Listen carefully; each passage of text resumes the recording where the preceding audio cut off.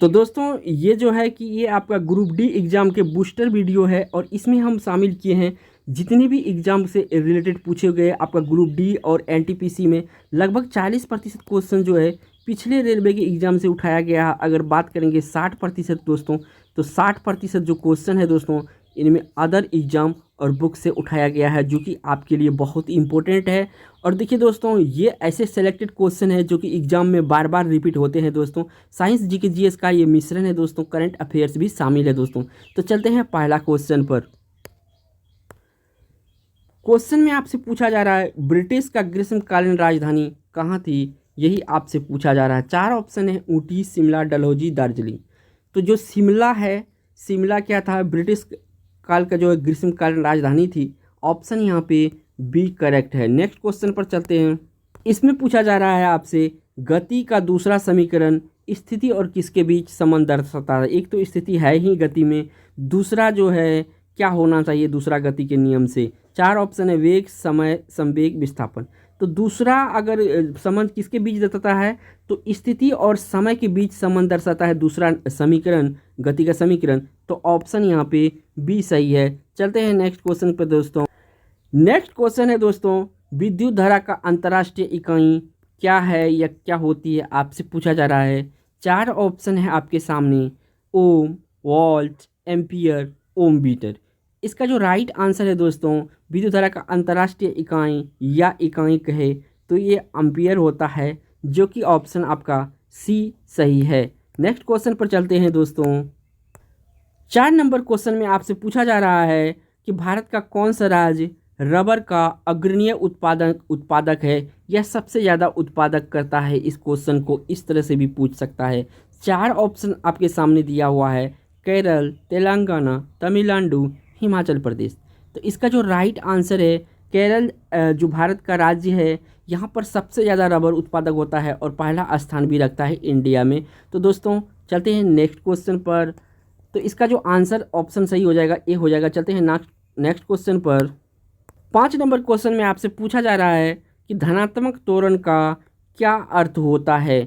4 option है आपके सामने, वस्तु का वेग 0 है, वस्तु का वेग कम होता है, वस्तु का वेग बढ़ जाता है, वस्तु का वेग स्थिर रहता है। तो 5 नंबर का देखिए राइट आंसर जो है धनात्मक त्वरण का जो अर्थ होता है वस्तु का वेग बढ़ जाता है। यहाँ पे सी ऑप्शन सही है इस क्वेश्चन का। नेक्स्ट क्वेश्चन पे चलते हैं। 6 नंबर के क्वेश्चन में आपसे पूछा जा रहा है जब एक कॉइल स्प्रिंग को कंप्रेस करते हैं आप उस पर किस प्रकार का काम करते हैं। प्रत्यास्थ स्थित ऊर्जा है, कौन सा प्रत्यास्थ ऊर्जा ये होता है परिवर्तन, वो आपसे पूछा जा रहा है। 4 ऑप्शन है शून्य, घटती, बढ़ती, अपरिवर्तित। 6 नंबर का जो राइट आंसर है सी ऑप्शन सही है। प्रत्यास्थ ऊर्जा इस स्थिति में बढ़ जाती है। ऑप्शन यहाँ पे सी करेक्ट है। नेक्स्ट क्वेश्चन पर चलते हैं दोस्तों। नेक्स्ट क्वेश्चन आपसे है जीके से संबंधित है। निम्नलिखित में से कौन सा राज्य नेपाल के साथ अपनी सीमा साझा नहीं करता है। देखिए यहाँ पे ऑप्शन अगर देखेंगे 4 है, बिहार, उत्तर प्रदेश, उत्तराखंड।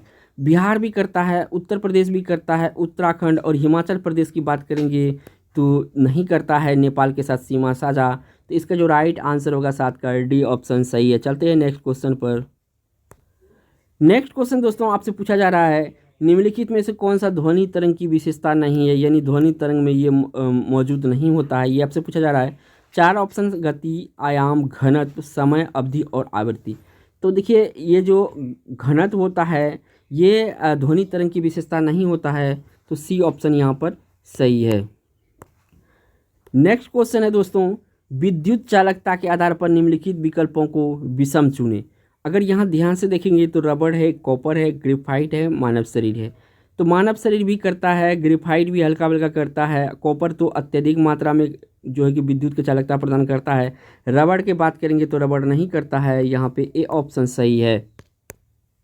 10 नंबर का क्वेश्चन है दोस्तों, कहता यदि हम पेड़ की शाखा को तेजी से हिलाए तथा कुछ पत्तियां पेड़ से अलग हो जाती है किसके कारण होता है। 4 ऑप्शन आपके सामने दिया हुआ है दोस्तों।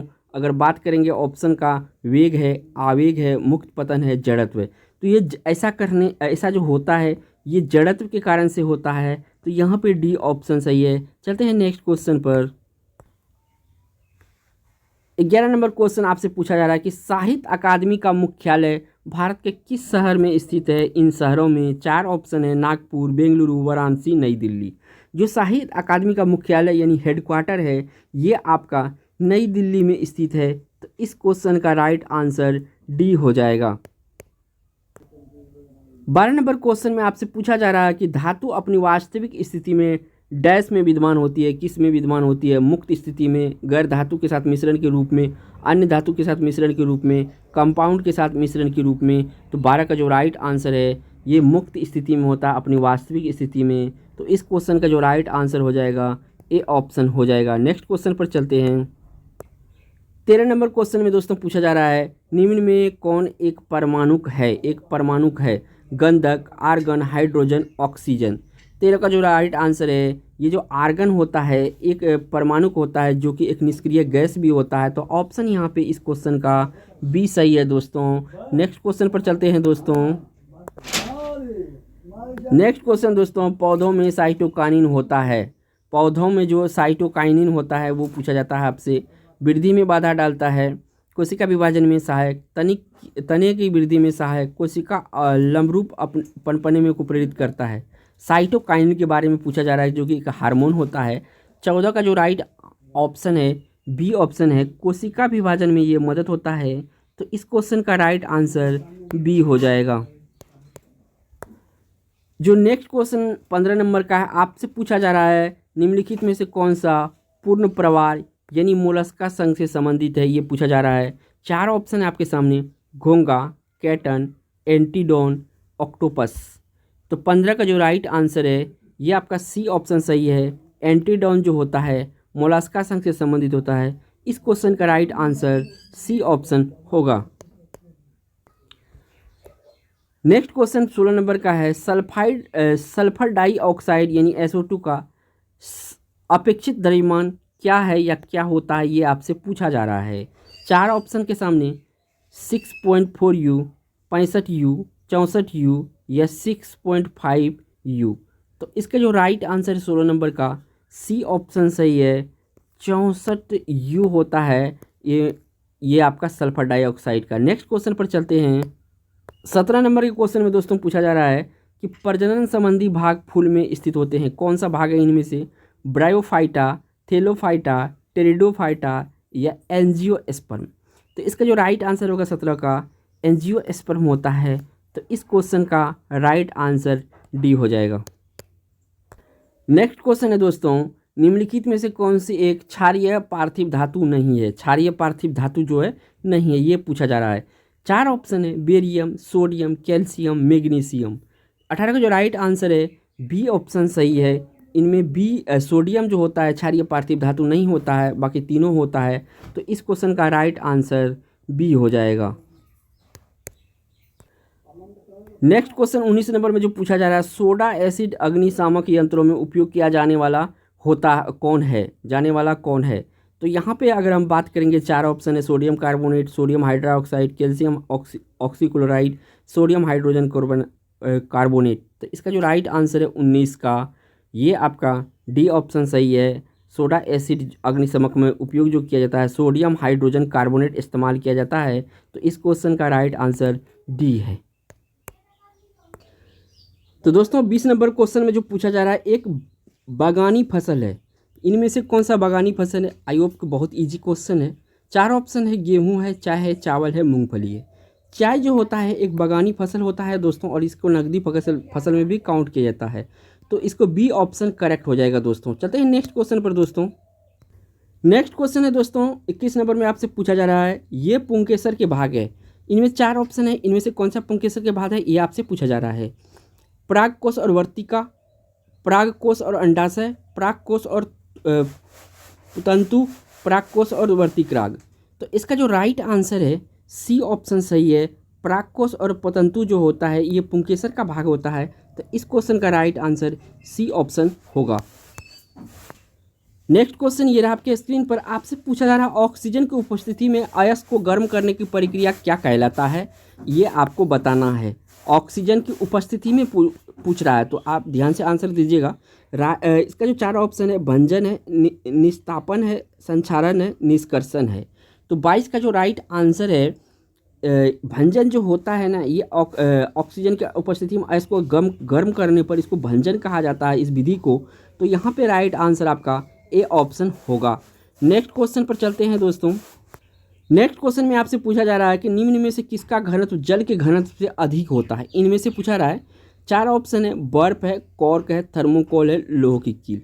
तो सबसे घनत्व इसमें ज़्यादा जो होगा आपका लोहा का कील का होगा, यानी कि इसका डी ऑप्शन सही है।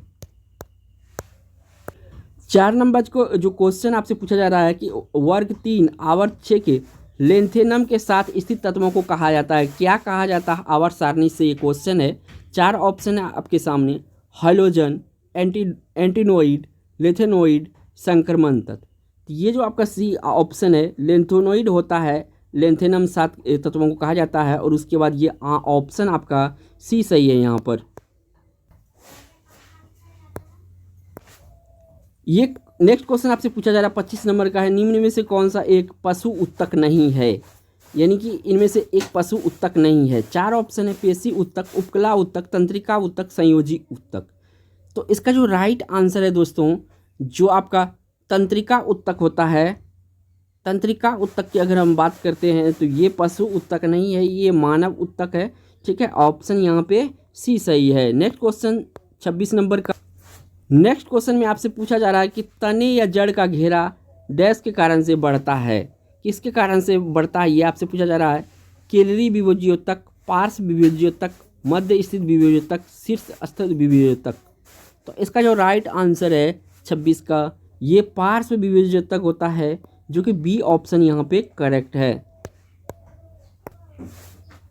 नेक्स्ट क्वेश्चन में आपसे पूछा जा रहा है 27 नंबर क्वेश्चन है, दुनिया का सबसे पहली रोबोट प्रतियोगिता किस देश में आयोजित की गई थी, किस देश ने आयोजित की थी, ये पूछा जा रहा है। रूस, भारत, स्विट्जरलैंड, दक्षिण कोरिया। तो इसका जो राइट आंसर है दोस्तों, दक्षिण कोरिया जो है रोबोट प्रतियोगिता करने वाला पहला देश है। तो इस क्वेश्चन का राइट आंसर डी ऑप्शन है। नेक्स्ट क्वेश्चन में दोस्तों पूछा जा रहा है, CO2 का सापेक्ष आणविक द्रव्यमान का गणना करे, कौन सा गणना है इसका, ये आपसे पूछा जा रहा है। 28 का जो राइट आंसर है यहाँ पे ऑप्शन अगर बात करेंगे 46U, 44U, 40U, 45U। तो इसका जो राइट आंसर है ये 44U जो होता है, ये सापेक्ष आणविक द्रव्यमान इसका CO2 का होता है, कार्बन डाइऑक्साइड का होता है। यहाँ पे बी ऑप्शन करेक्ट है। नेक्स्ट क्वेश्चन 29 नंबर का। 29 नंबर क्वेश्चन में आपसे पूछा जा रहा है, डैश खांसी और छींकने जैसी अनैच्छिक गतिविधियों को नियंत्रण करता है। तो ये जो अनैच्छिक गतिविधि होता है, इनको नियंत्रण कौन करता है इसमें मानव बॉडी का पार्ट में, तो ये आपसे पूछा जा रहा है। पोन्स, मज्जा, मस्तिष्क, अनुमस्तिष्क। इसका जो राइट आंसर है 29 का, बी ऑप्शन सही है। मज्जा जो है अनैच्छिक गतिविधियों को नियंत्रण करता है। तो इस क्वेश्चन का राइट आंसर बी ऑप्शन है। नेक्स्ट क्वेश्चन और इस वीडियो का लास्ट क्वेश्चन है दोस्तों, 30 नंबर क्वेश्चन में पूछा जा रहा है, क्विक लाइम या कली चूना रासायनिक सूत्र क्या हो। बहुत ही इंपॉर्टेंट क्वेश्चन है दोस्तों। तो अगर हम क्विक लाइम की रासायनिक सूत्र की बात करेंगे तो इसका जो राइट आंसर है दोस्तों, ए ऑप्शन है। देखिए CaO जो होता है, ये लाइम का रासायनिक सूत्र होता है। तो ऑप्शन यहाँ पे ए सही है। अगर वीडियो अच्छा लगा दोस्तों, हेल्पफुल लगा, तो चैनल को सब्सक्राइब करके बेल आइकन प्रेस कर लिए, ताकि नेक्स्ट वीडियो आपका नोटिफिकेशन मिल जाए। थैंक्स फॉर वॉचिंग दोस्तों।